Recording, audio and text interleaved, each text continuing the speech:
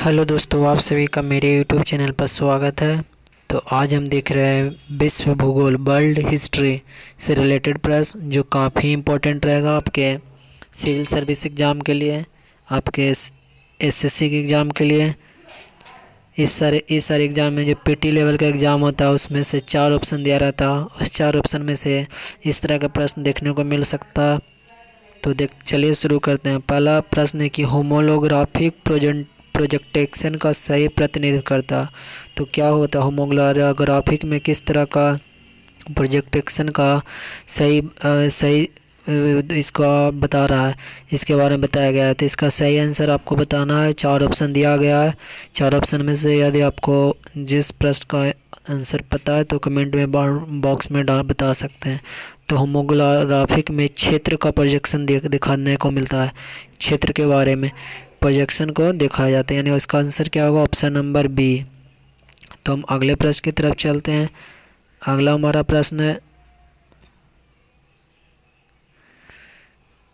अगले प्रश्न की तरफ चलते हैं। हमारा अगला प्रश्न है कि दबाव में अक्षांशीय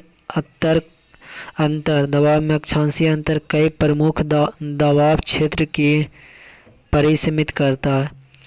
तो जो इसके साथ मेल खाता है, आपको इससे 4 ऑप्शन में से बताना है कि दबाव में अक्षांशीय अंतर कई प्रमुख दबाव क्षेत्रों को परिसीमित करता है। ठीक है, तो इसका सही आंसर क्या होगा? Option number A. जलवायु के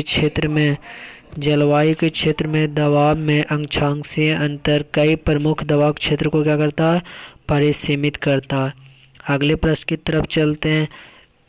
अगला प्रश्न हमारा, हवा की गति जितनी अधिक होती है और खुले पानी की लंबी दूरी या दूरी जिस पर हवा चलती है और लहरें यात्रा करती है, खालिस्तान तरंगे और खालिस्तान ऊर्जा वे प्रक्रिया कह रहा है कि हवा की गति जितनी अधिक होगी और खुले पानी की लंबी दूरी या दूरी जिस पर हवा चलती है और लहरें यात्रा करती है, उसका बड़ी तरंगे और अधिक ऊर्जा वे प्रक्रिया करती है। इसका सही आंसर होगा ए, बड़ा और अधिक।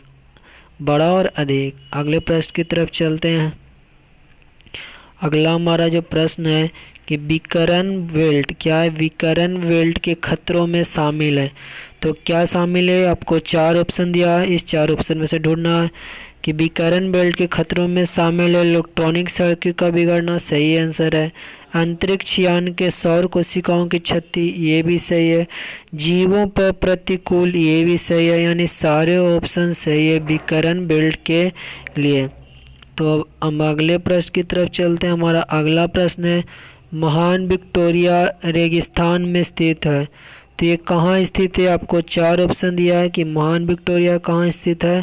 तो यह जो स्थित है ऑस्ट्रेलिया में। कहाँ स्थित है? ऑस्ट्रेलिया की राजधानी कहाँ है? कैनबरा।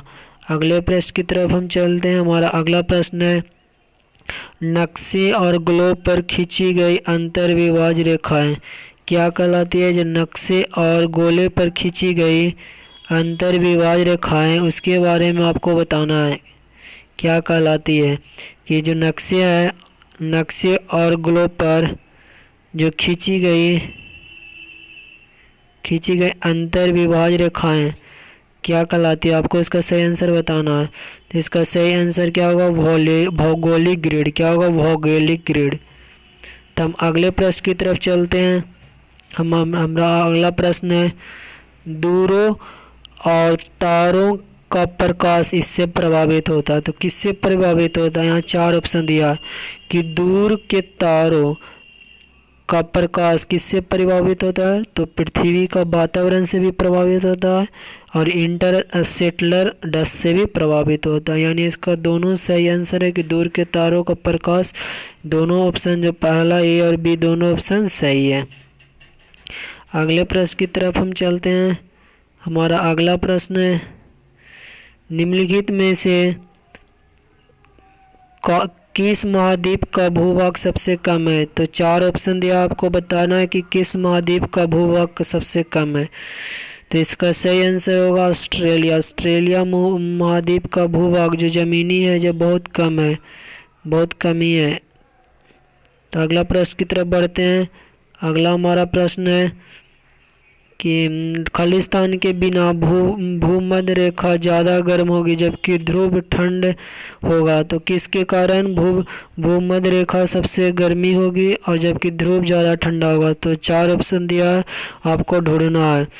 तो सभी समान पद में है, क्या इसका सही आंसर होगा? सभी समान पद, ऑल द सिमिलर, इसका सही आंसर होगा गर्मी का अक्षांशीय पुनर्वर्तन, गर्मी का अक्षांशीय पुनर्वर्तन, हवा परिसंरचना का चक्र और वैश्विक पवन पर्यटक। इन सारे स्थितियों के भूमध्य में ज़्यादा गर्म होगी और जबकि ध्रुव ज़्यादा ठंडा होगा। तो ये था विश्व इतिहास से रिलेटेड प्रश्न। वीडियो अच्छा लगा तो लाइक, चैनल को सब्सक्राइब करें।